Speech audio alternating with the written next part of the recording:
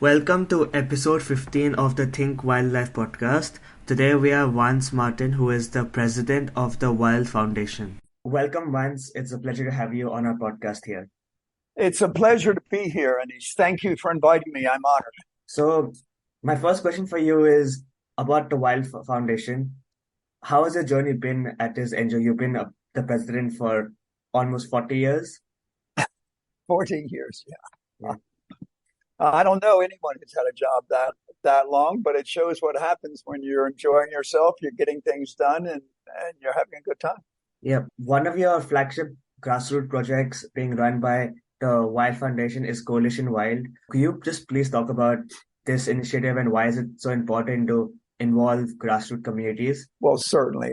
Coalition Wild is a fabulous program. We helped to get it started in 2013 at the 10th World Wilderness Congress in Spain that we convened.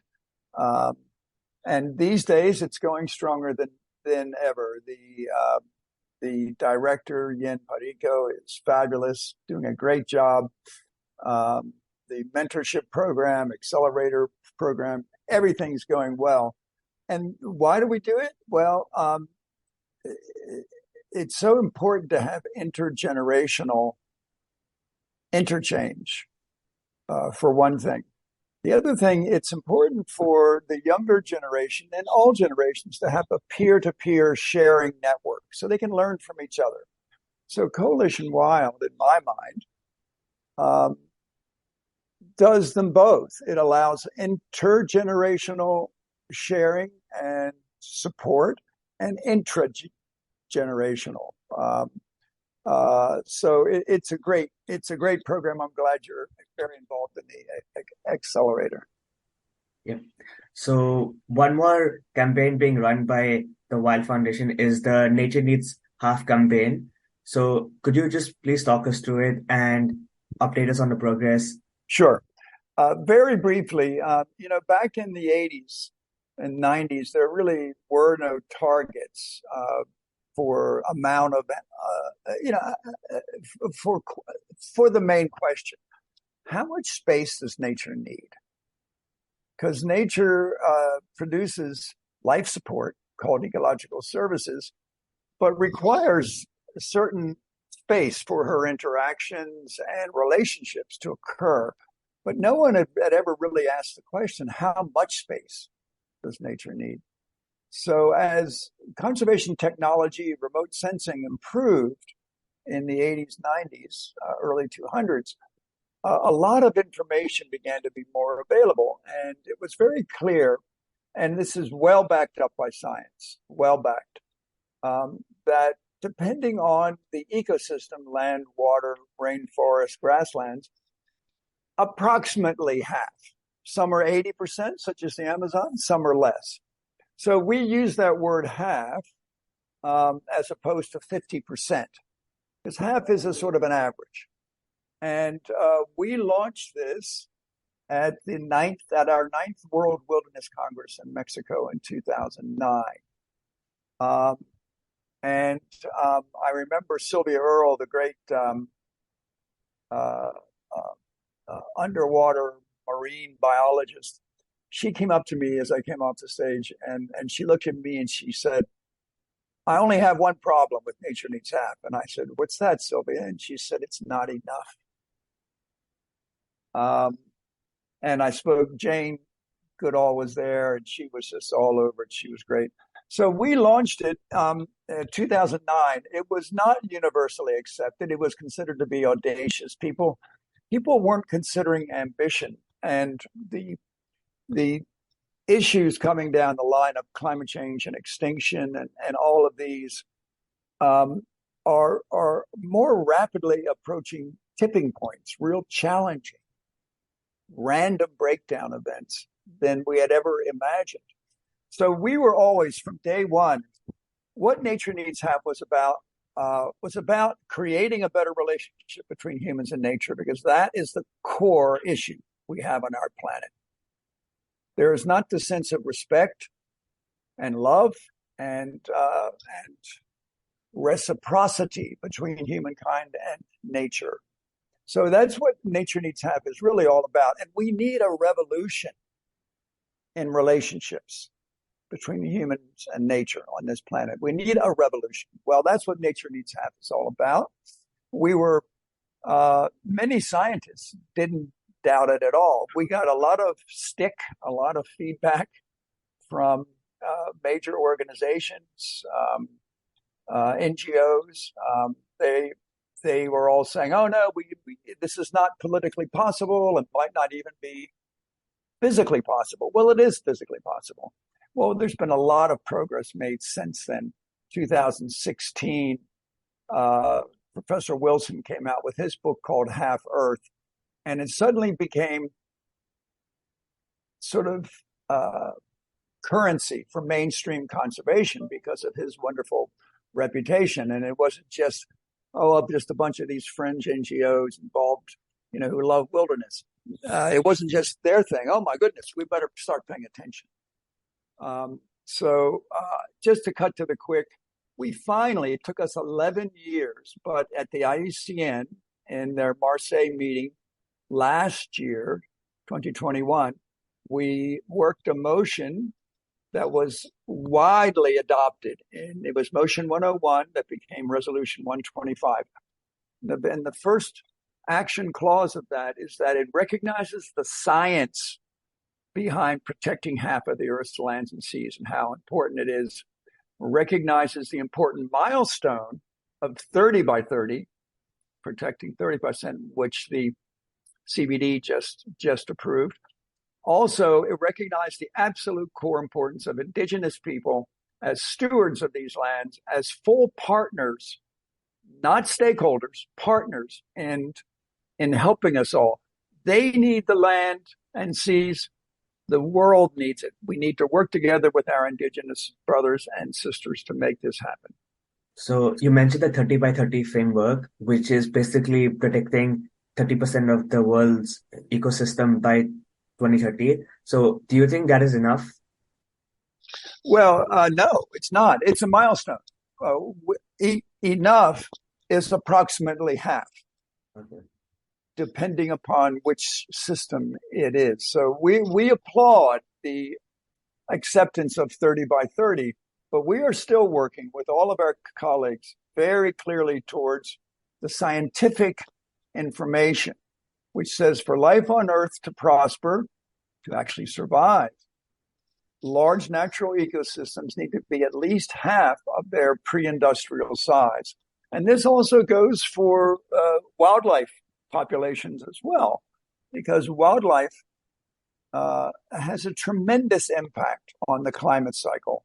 Wildlife biodiversity, impact on the climate cycle through how it eats grass, how they defecate, how they affect the ecosystem. This is a very underappreciated, hardly known phenomenon called animating the carbon cycle, animals and carbon. So these two things, biodiversity and climate, are really one issue. And we need to treat them together quickly, because we are quickly approaching, we're already seeing the challenges of these things. So we call for more ambition. We call for recognizing science.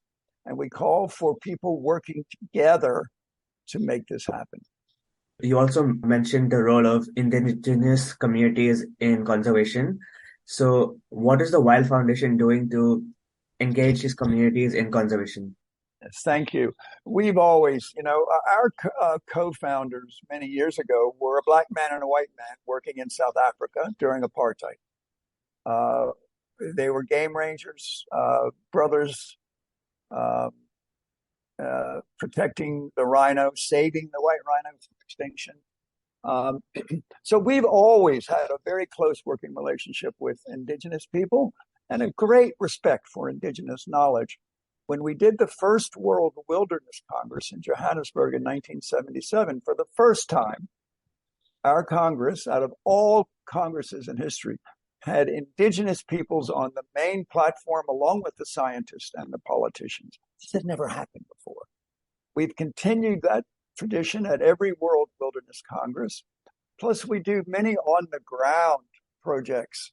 We work in the Amazon. We worked with the Kayapo for a long time.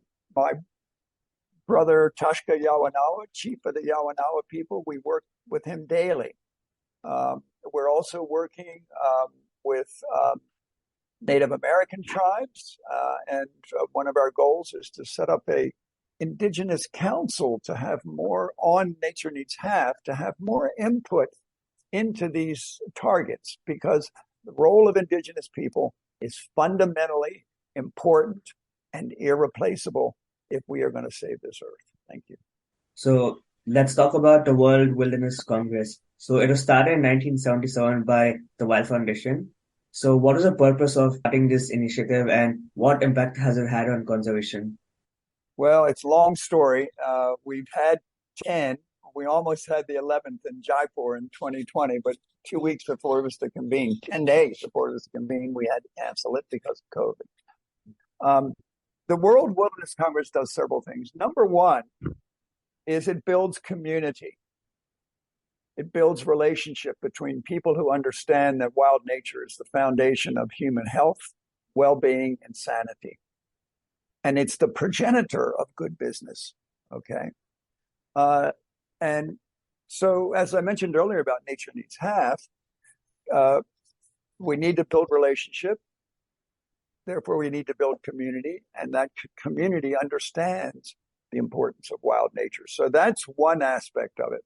The other one is to gather world leaders in a non-institutional parallel process. When I say parallel, I mean parallel to all the UN conventions and the CBD and the climate COP.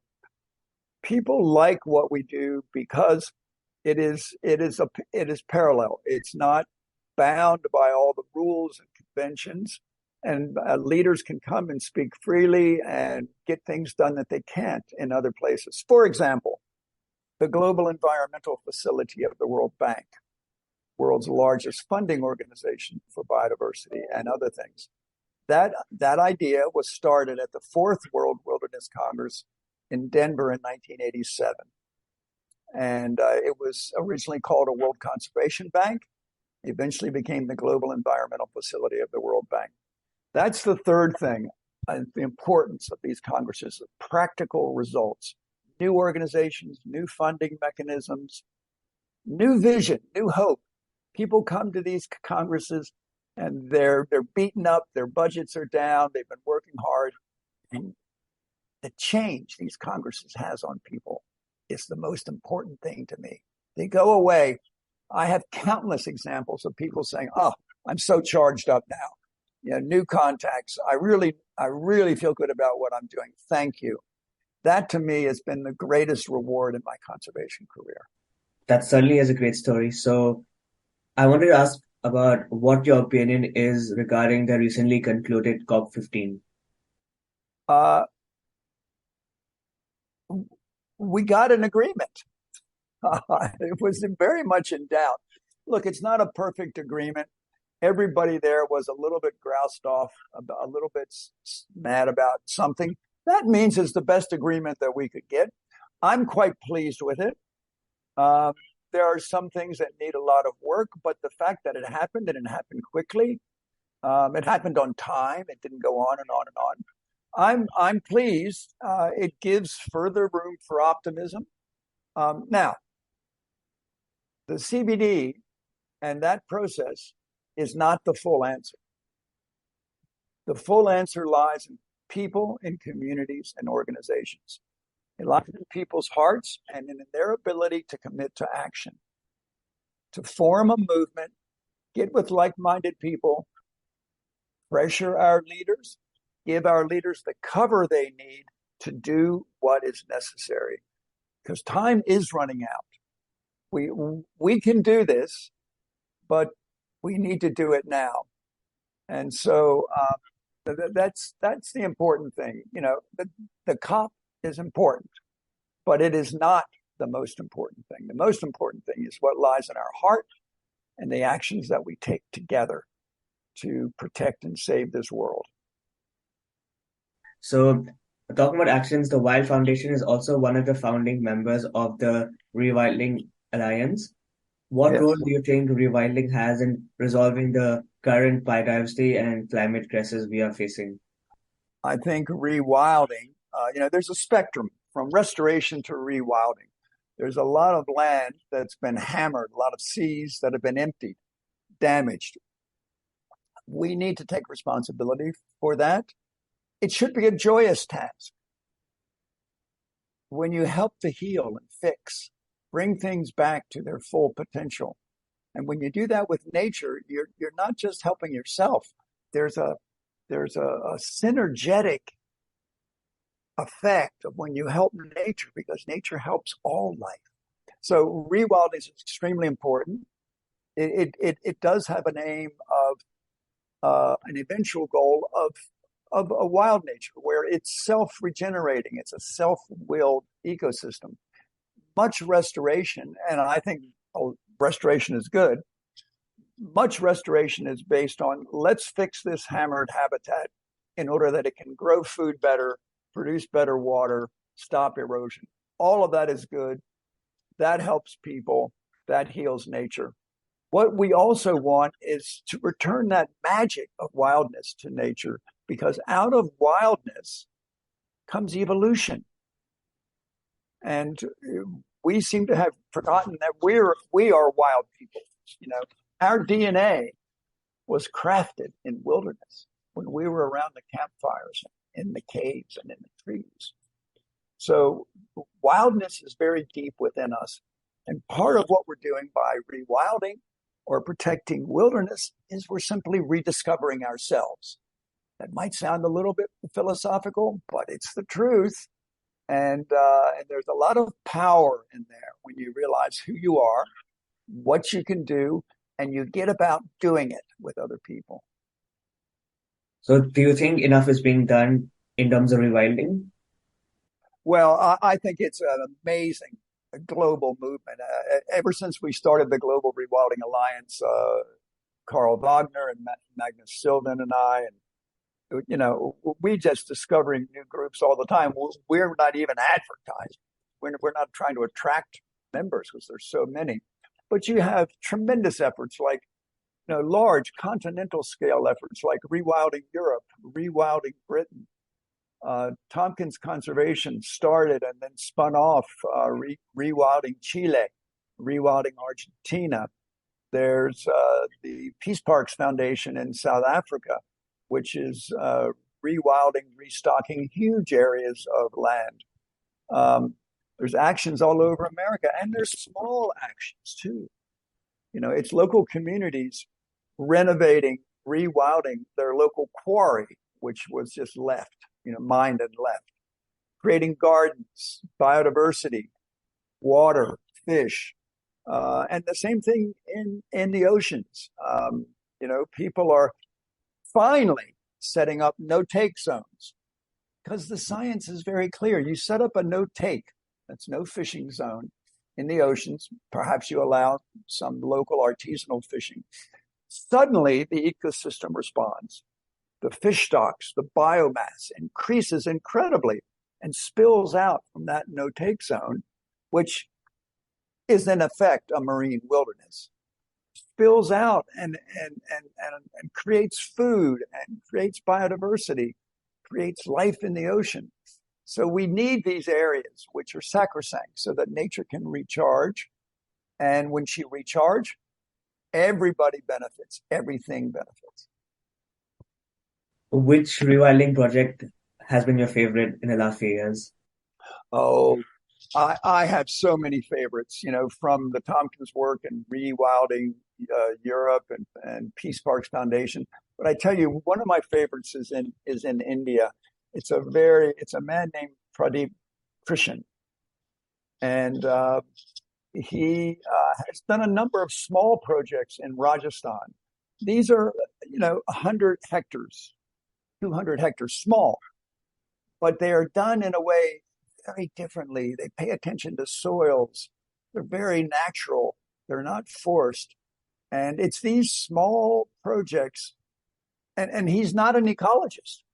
he's just figured it out. He's actually a filmmaker and a writer. He wrote a book called The Trees of Delhi. He's a real Renaissance man, and his work, I love it all. The Bush Heritage Network of private places in Australia is amazing. But I must say, I have a soft spot for Pradeep and the work that he's done, because he's done it through his heart and his head. He's taught himself, and it's worked. So one of the projects which the Wild Foundation is working on is the Mali Elephant Project. So Yes. just talk a bit about the project and why particularly elephants. Well, of course, elephants are a keystone species. One of the reasons we were, and by keystone, I mean it affects so much, right? This small herd of elephants, numbering anywhere from 350 to 400, are unique. They're a desert-adapted elephant. They have the longest recorded migration of any elephant herd in the world. They have an area the size of Switzerland that they migrate through, depending on water and grass. We came upon them through working with Save the Elephants many years ago, and we took that on. We have a very good team there, all Malian team. And this is called community-led conservation. It's not just going in to help the elephants. It's asking the people, number one, do you want the elephants? Okay. We do social surveys that sometimes go on for months, if not a year. And we find out what people want. Our role is to find out what people want and help them get it. And of course, a healthy nature is good for them and it's good for everybody. And thankfully, these Malian people, there's 13 ethnicities in this region, they wanted the elephants, not for food. They wanted the elephants because it was a sign of health of the ecosystem. And they all said to us, elephants also have their own baraka. I said, what's that? And they said, a baraka is your own special gift that you give to life. And if the elephants are gone, we'll never have their baraka back again. So it's a challenge. It's the middle of a war zone, jihadists, bandits, wars. It's a very, very tough project. We've had assassinations. We've had all sorts of things, but the project is working because of the commitment of our team and because of good grace. Thank you. That is certainly a scary yet inspiring story. So what is your future vision for the Wild Foundation?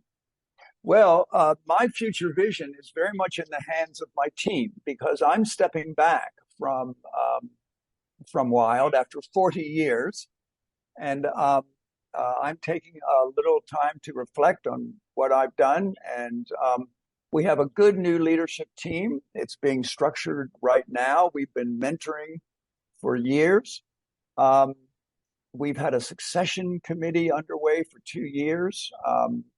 Their deadline is July of this year. So I just felt it was time to accelerate that process. So I'm stepping back.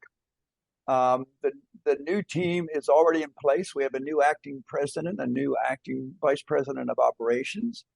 We'll be hiring at least one person. Things are good. Wild has a very, all the programs are doing well. Our impact is incredible. Whether it's Coalition Wild or whether it's the work in the Amazon, or we're beginning to very gently, quietly plan the next World Wilderness Congress. But I'm stepping back from that now, and I will emerge in due course, because I want the new leadership to run the show. So as you move towards the end of your career, what has been some of the greatest learnings from your conservation career? Well, I'm not sure it's the end of my career. It's the next phase of my career. I'll put it that way. The greatest learnings. That's a very pertinent question. Let me say that I've repeated myself, and I'm going to do it again. The most important thing is relationship. It's relationship of people with nature and people with each other. We need peace. We need common vision. We need to work through the differences. And by doing that, our results are hugely more powerful, more efficient, and have greater impact. So reciprocity with nature, giving and taking, respecting, as well as with human beings. I started off as a forestry person back in the 60s.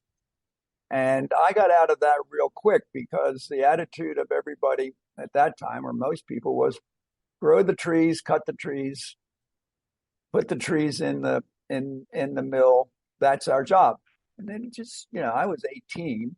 It was my lifetime dream to be a forester. And I said, that's not my dream. So I worked for years meeting different people. I was lucky. I had very good mentors. Yeah, but gradually it came to me that, science is important. Policy is important. Economics is important. We work on all of them, but those are all tools, right? What is the hand that holds those tools? And that hand is culture. It's human culture. It's everything that informs us who we are, how we need to survive, what our highest ambitions are, and what we need to do to move forward. That's culture. So Wild spends a lot of time thinking about that. And that, to me, is one of my greatest learnings. The power and importance of relationship and the role of culture in creating truly efficient, long-lasting solutions.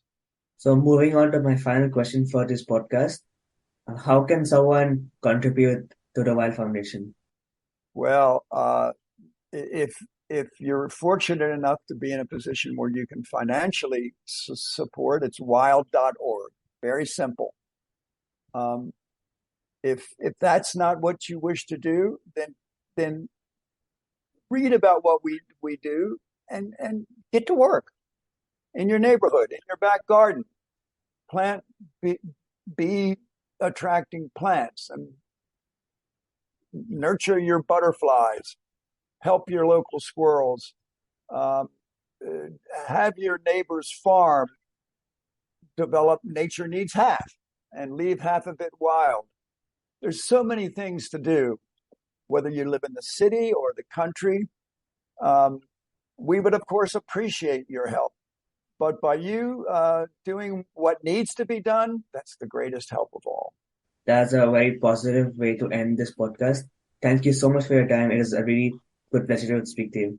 Can I add one thing? Yeah, sure. I just want to add a sense of unqualified hope and reality. We are all facing a very serious situation in this world. And it would be foolish to deny it. But I encourage everybody to know that we can do this, and it's our work. It's why we're here on this earth. We were born for this moment. It's exciting. It has high potential. It will not be easy. Let's get on with it. Let's work together and get on with it. And the work that you're doing with this podcast is part of it, and I thank you. Thank you. That's a very deep thought to leave the podcast with. Thank you so much. Thanks.